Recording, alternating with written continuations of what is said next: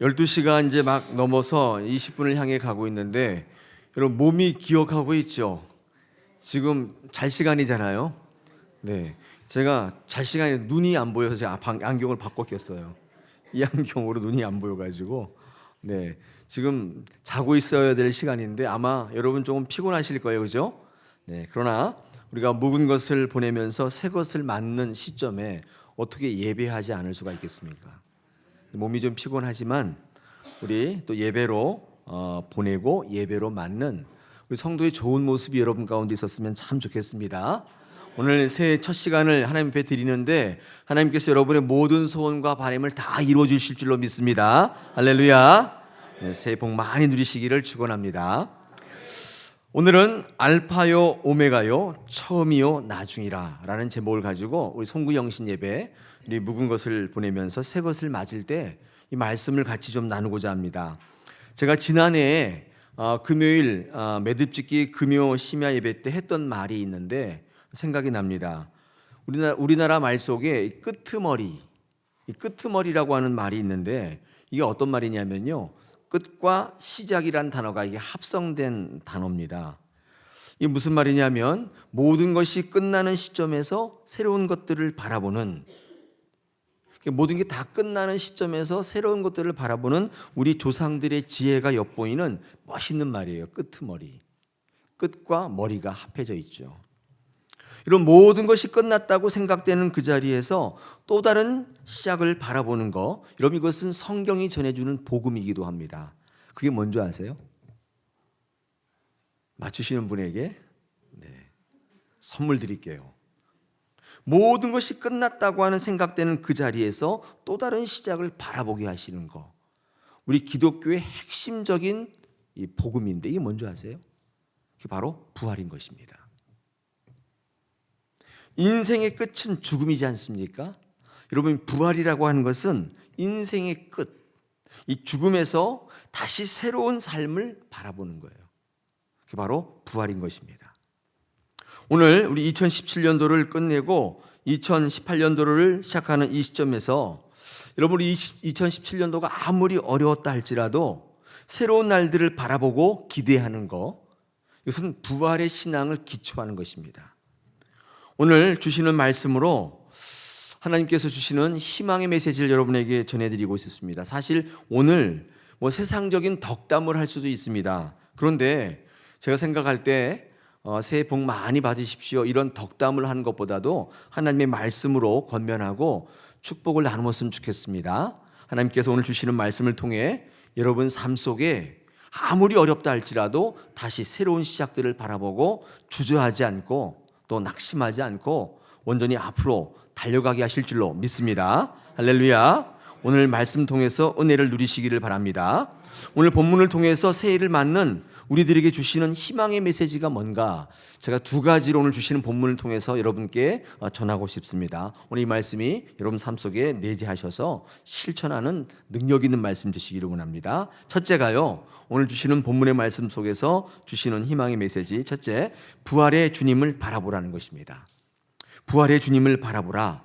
여러분 부활을 바라보는 그리스도인들에게 끝이란 말은 없죠. 죽음이 가장 거대한 끝 아니겠습니까? 거기서 새로운 삶을 바라보는 신앙이 있는 사람에게 이런 끝이란 단어가 가당키나 합니까? 사업에 실패한 거 이제 끝이로구나. 그 사실 죽음에 비하면 아무것도 아니잖아요.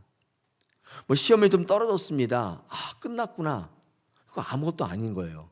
우리가 인생의 끝, 죽음에서 새로운 삶을 바라볼 수 있는 신앙이 있다면 부활을 믿는 그리스도인들에게 끝이란 말은 없는 거예요. 왜요?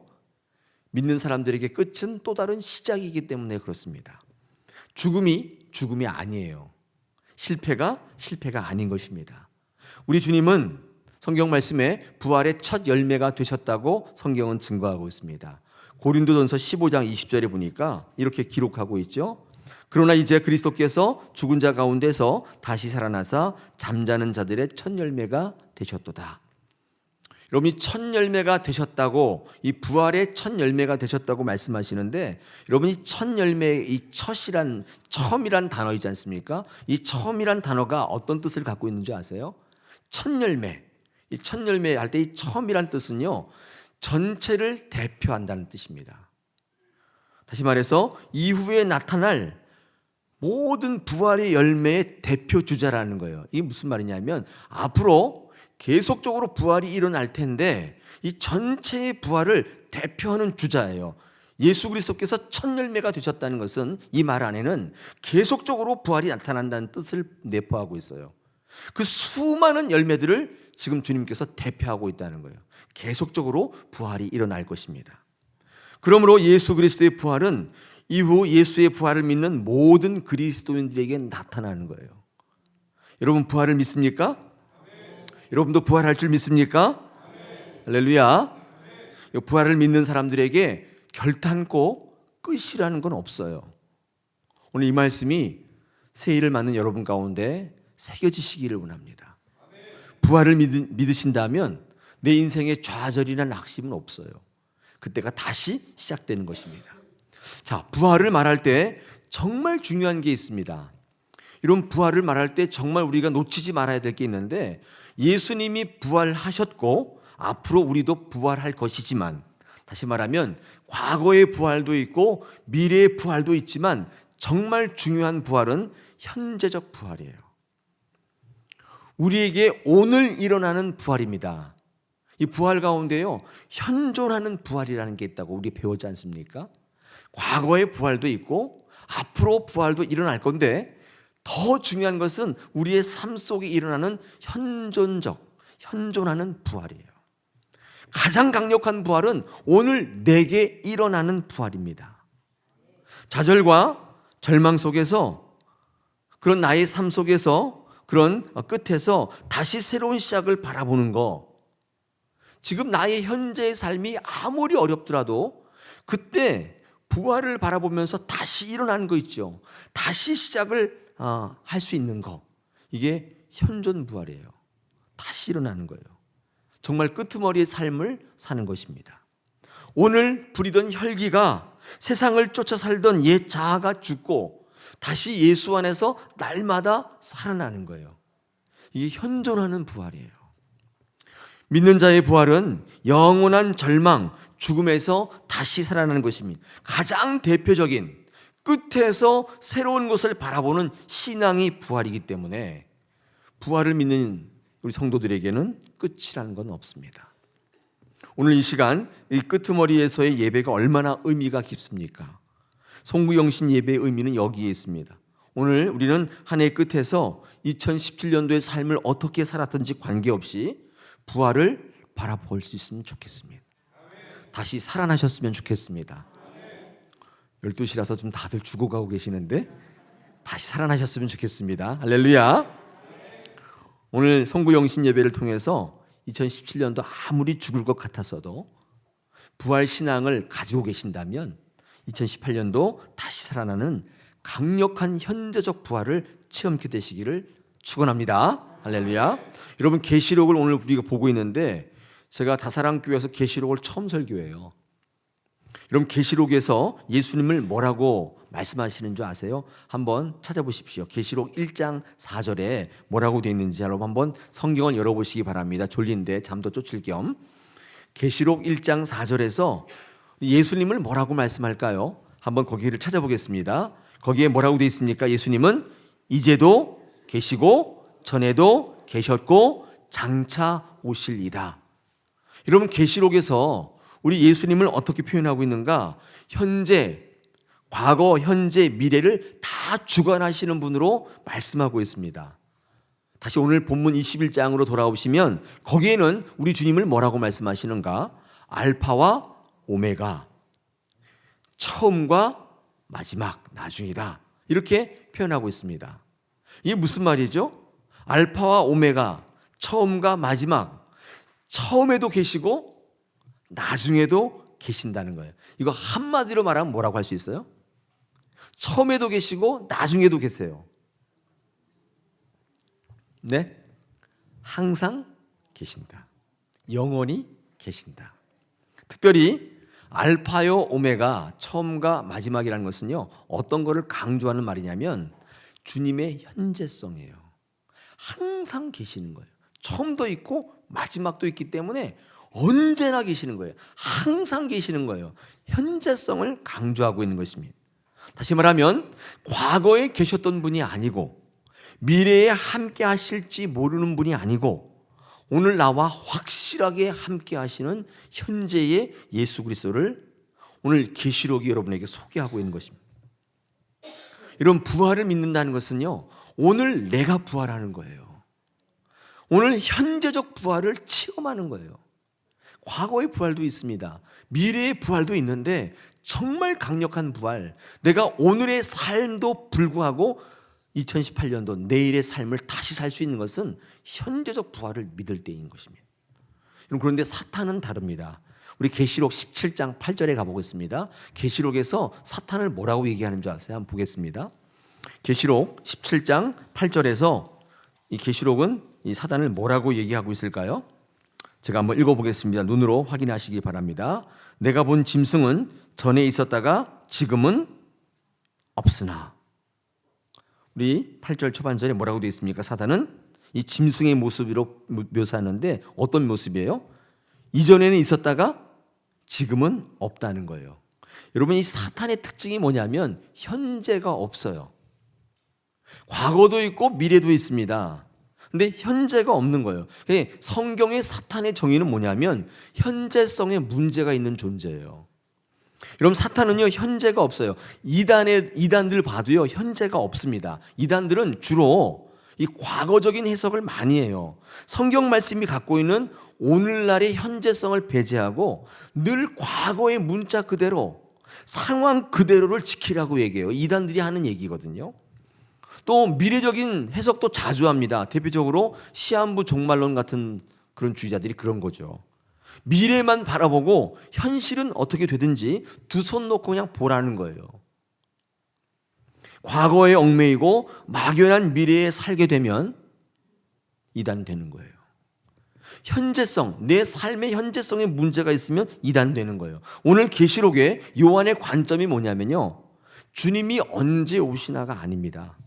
지금 깨어 있을 수 있는가요? 지금 준비하고 있는가? 이게 계시록의 요한의 관점입니다. 신앙의 현재성을 강조하고 있습니다. 요한은 오늘 요한계시록뿐만 아니라 요한복음에서도 어떻게 말씀하는가? 주님의 사랑을 다음과 같이 묘사합니다. 요한복음 21장 15절 이하에서 이렇게 이야기합니다. 부활한 예수님께서 제자들을 만나요. 베드로를 만나는데 이 베드로에게 하신 말씀이에요. 15절에서 그들이 조반 먹은 후에 예수께서 시몬 베드로에게 이르시되 요한의 아들 시몬아, 네가 이 사람들보다 나를 더 사랑하느냐 하시니 이르시되 주님 그러하외다 하나이다. 내가 주님을 사랑하는 줄 주님께서 아시나이다. 이르시되 내 양을 먹이라 하시고. 이런 부활한 주님께서 베드로에게 물으신데 뭐라고 물으셨어요? 내가 나를 사랑하느냐? 그랬더니 주께서 내가 주를 사랑하는 줄 주께서 아신다. 이 주님께서 베드로에게 사랑했는가를 물으신 게 아니에요. 너 나를 사랑했냐? 이게 물은 게 아니에요. 지금 사랑을 묻고 계시는 거예요. 이 대답에 베드로가 예스라고 대답하니까 주님 뭐라고 해요? 내 양을 먹이라. 그렇게 말씀하시면서 과거의 허물과 상관없이 사명 주시는 거예요.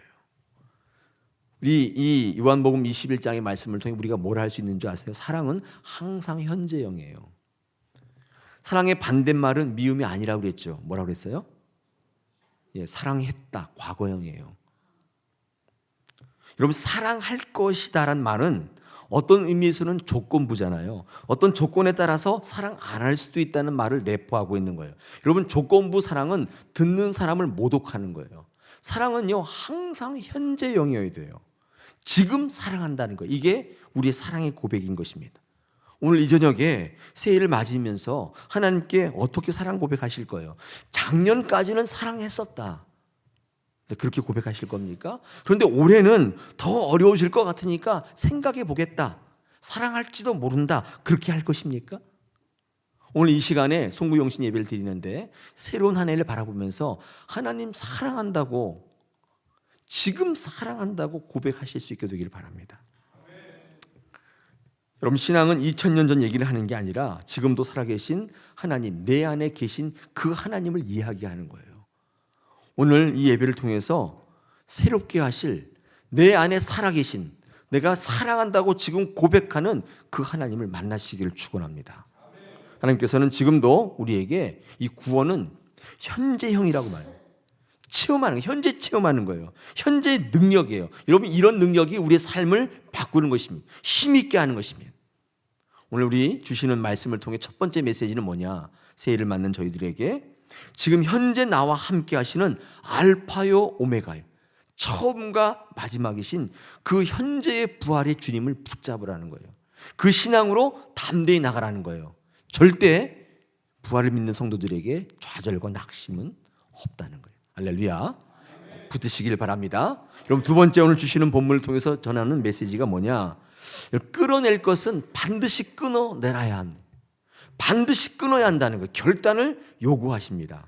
여러분, 이 말씀이 뭔가 오늘 본문에서 우리가 끝에서 다시 바라볼 시작, 이 부활을요, 오늘 성경 말씀은 뭐라고 표현하느냐? 새 하늘과 새 땅이라고 표현하고 있습니다. 우리 21장 1절에 보니까 내가 또 새 하늘과 새 땅을 보니 처음 하늘과 처음 땅이 없어졌고 바다도 다시 있지 않더라.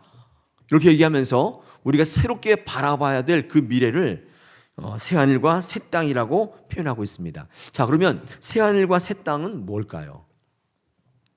잘 보실 필요가 있는데, 여러분 1절에 지금 말씀하는 새 하늘과 새 땅을 보니 라고 하는 말, 우리 한글에는 안 나와 있는데 이 헬라어 원문에는요, 이 새 하늘과 새 땅을 보니의 뒤에 접속사가 하나 붙어 있는데, 그게 이제 가르라고 하는 접속사인데 이게 영어로 말하면 because예요. 그러니까 이렇게 해석이 되는 거예요. 요한이 새 하늘과 새 땅이라고 하는 것을 보았는데, 왜냐하면 그 뜻이에요. 새 하늘과 새 땅이라고 보았는데 왜 그것을 새 하늘과 새 땅으로 보았느냐 하면 그 뜻입니다. 여러분, 그 이유가 뒤쪽에 나와 있죠. 뭐라고 되어 있습니까? 왜 요한이 새 하늘과 새 땅이라고 봤어요? 이유가 뭘까요? 처음 하늘과 처음 땅이 없어졌고 바다도 다시 있지 않기 때문이에요.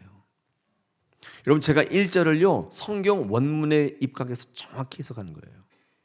요한이 새 하늘과 새 땅을 봤는데, 그렇게 보았는데 그 이유가 뭐냐면 처음 하늘과 처음 땅이 다 없어졌어요. 바다도 있지 않기 때문이에요. 쉬운 말로 바꿔보면 알아보지 못할 정도로 완전히 바뀌어버린 거예요.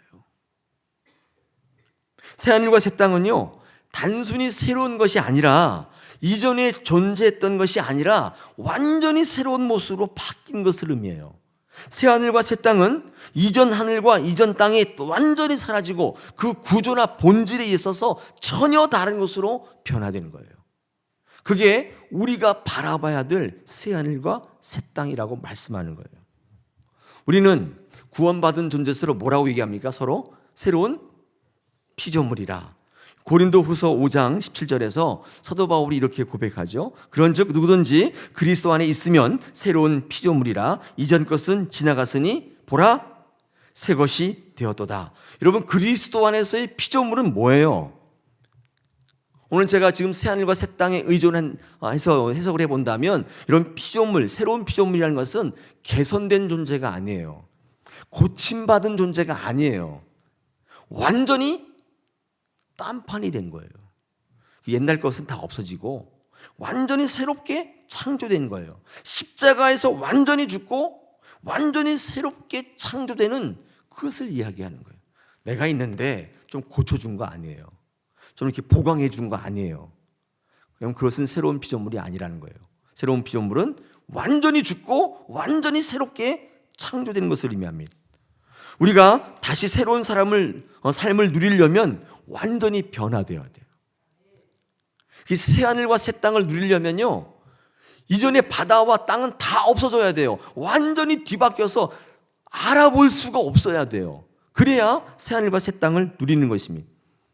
오늘 본문 2절을 보십시오. 2절에 뭐라고 하느냐, 이렇게 요한이 얘기하죠. 또 내가 보매 거룩한 성 새 예루살렘이 하나님께로부터 하늘에서 내려오니 그 준비한 것이 신부가 남편을 위하여 단장한 것 같더라. 요한이 또 보니까 새 예루살렘이 하늘에서부터 우리에게 내려오고 있는데, 여러분, 새 예루살렘은 무엇을 의미할까요? 무엇을 의미할까요? 네, 주님을 의미합니다. 주님을 의미해요. 옛날에는요, 예루살렘 성전을 통해 복 주셨는데 주님께서 그것을 폐하셨잖아요. 예루살렘 성으로 올라가시면서 우셨잖아요. 우시면서 뭐라 그래요? 저 성을 돌 위에 돈 하나도 남지 않으리라. 그러시면서 하시는 말씀이 그것들을 이렇게 폐하시고 3일 만에 다시 짓겠다 그러셨죠. 여러분, 3일 만에 다시 짓겠다는 것은 건물로서의 예루살렘을 다시 짓겠다는 게 아니라 무엇을 의미하는 거죠? 3일 만에 내가 다시 부활하겠다. 다시 말해서 그 예루살렘 성전을 허물고 다시 짓겠다고 하는 성전은 뭐예요? 부활한 예수 그리스도라는 거예요. 요한이 보니까 하늘에서 새 예루살렘이 임하고 있는데 그 예루살렘은 뭐예요? 부활하신 예수 그리스도를 의미하는 것입니다. 새 예루살렘이 하늘에서 온다는 것은 부활을 우리에게 주시겠다는 약속의 말씀이에요. 우리도 부활케 하시겠다는 말씀이에요. 자, 그런데 어떻게 그 부활을 누리는가? 준비해야 한다고 돼 있어요. 준비해. 어떻게 해요? 신부가 남편을 위하여 단장한 것처럼 준비해야 한다. 여러분, 신부는 또 뭐를 뜻해요? 예, 신부. 여러분, 저와 여러분은 신부죠. 우리의 남편 대신 신랑 대신 우리는 신부를 기다리는, 신랑을 기다리는 신부 아닙니까? 신부는요, 성도를 의미하죠. 여러분, 남편은 누구를 의미해요? 주님을 의미해요. 이 부활하신 예수 그리스도께서 우리께 오는데 그 부활을 누리면서 새하늘과 새 땅을 누리려면 우리는 꼭 남편을 기다리며 단장하는 신부와 같이 준비해야 한다는 거예요. 여러분, 이때 단장이라고 하는 것은요, 신부가 남편을 위해서 연지곤지 찍고 화장하는 그런 외적인 단장이 아닙니다. 이 단장은요, 내적인 단장이에요. 여러분, 성도에게 있어서 외적 단장은 뭔지 아세요? 겉을 그럴듯하게 꾸미는 거예요. 화장하는 거예요. 교회 열심히 다닙니다. 그런데 예수는 믿지 않아요. 외적으로 꾸민 거죠. 기도는 열심히 하는 모습은 있지만 그러나 주님의 능력은 믿지 않아요. 겉으로 그럴듯하게 보이는 거예요. 이게 외적 단장이에요. 우리 그런 신앙은 접자는 거예요. 그렇게 해서는 새하늘과 새 땅을 우리의 삶 속에 누릴 수 없다는 내적 단장. 여러분, 성도에 있어서 내적 단장이라는 건 뭐예요? 전혀 새로운 삶을 사는 거예요. 새 것이 되는 거예요. 그래서 우리 내적으로 끊어야 될 것들은 다 끊어내는 거예요. 하나님이 기뻐하지 않는 거라면 다 끊어내는 거예요. 여러분, 이것이 부활의 예수 그리스도를 맞는 신부들의 단장이에요. 여러분, 새하늘 새 땅, 여러분, 이것이 얼마나 우리에게 희망이고 소망이고 부활의 메시지입니까? 그 부활을 누리려면 내 안에 하나님이 기뻐하시지 않는 것들이 있다면 새해를 맞으면서 다 끊어내셔야 돼요. 한번 생각해 보십시오. 하나님께서 기뻐하지 않는 모습이 뭐가 있을까요? 2017년도까지는 계속 이어왔지만 2018년도에 어떠한 삶을 살았든지 간에 부활이 되고 하나님을 바라보고 승리하고 다시 시작하려면 내가 끊어내야 될 것들이 뭐가 있을까요? 그것을 완전히 끊어내셔야 돼요. 어떤 분에게는 술일 수도 있겠고, 어떤 분에게서는 담배일 수도 있겠고, 어떤 분에게서는 도박일 수도 있겠고, 어떤 분에게는 나쁜 습관일 수도 있겠고, 하나님이 기뻐하지 않는 것들 다 끊어내셔요. 그래야 우리는 새하늘과 새 땅을 바라볼 수 있다는 것입니다. 여러분, 그럴 때 우리에게는 완전히 다른 시간을 맞이하게 되는데 우리 3절과 4절을 제가 한번 읽어보겠습니다.